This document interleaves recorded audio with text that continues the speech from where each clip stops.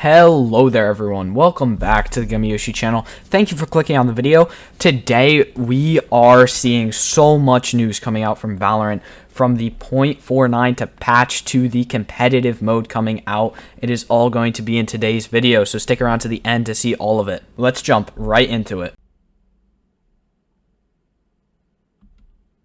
To start it off, we are getting competitive coming tomorrow. Now, this is as long as there's no major bugs coming out with the next update. As long as it's a smooth rollout of the 0.49 patch, we are going to be seeing competitive tomorrow. Now, competitive in Valorant had been leaked a while back, and Valorant had shown us what competitive is going to look like with many different ranks. You can see them all on the screen right now.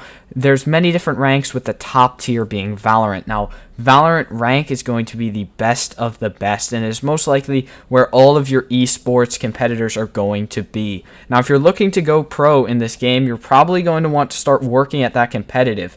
But to keep in mind, once this game fully releases, you are going to be resetting your rank. So basically, this competitive mode is just going to be practice for when the full game comes out. Speaking of competitive, one of the characters that we thought was going to be insanely OP and turned out to not, Omen.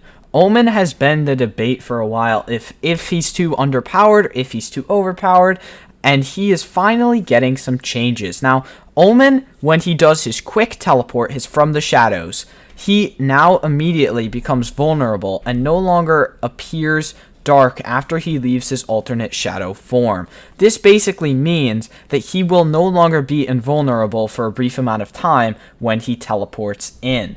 This allows you to immediately get shots off on him to kill him quicker. Now, this is a major nerf right there, but they did add a counter to this. The sound radius of the arrival of Omen from the shadows has been reduced to 2,250. Now, I'm not sure of Valorant's measurement system, to be totally honest, but they did change how far you can hear it from. Now, Omens from the shadows used to be quite loud. You could hear it from pretty far away, but now they've changed it so that you can only hear it if you're really close to him.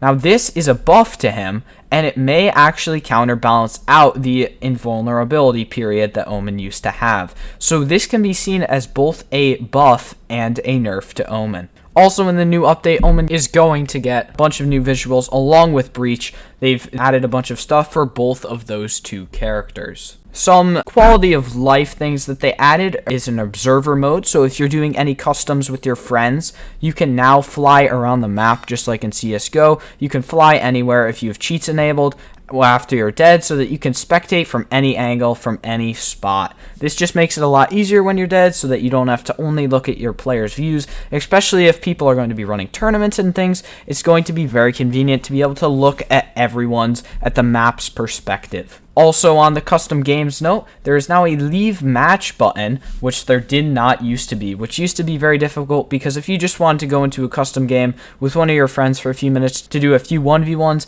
it used to be very difficult because you would have to play out the entire game. But now they have added a leave match button so that you are not stranded in the game.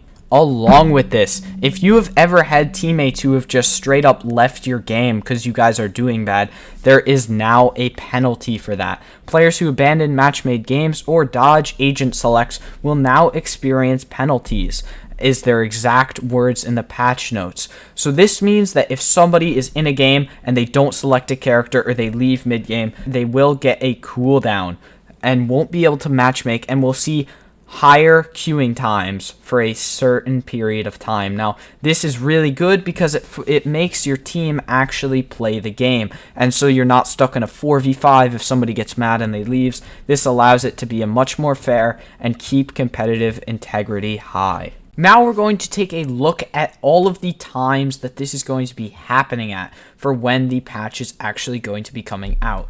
For Europe, the servers will go down at 3:30 a.m. CEST on April 29th, which is tomorrow, if you're watching this on the 28th, and they will come back up around 9 a.m. CEST. For America, it's going to be 4:30 a.m. Pacific time, and then they're kind of going to come back up at 10 a.m. Pacific time. So it's quite a long downtime, but it's going to be worth it, as we're going to see lots of very good updates. Now, if you did enjoy the video, please consider subscribing and liking the videos. It helped me out greatly. Thank you so much for just making it to this point in the video. Thank you for watching. I hope you have an amazing day, and I will see you in the next one.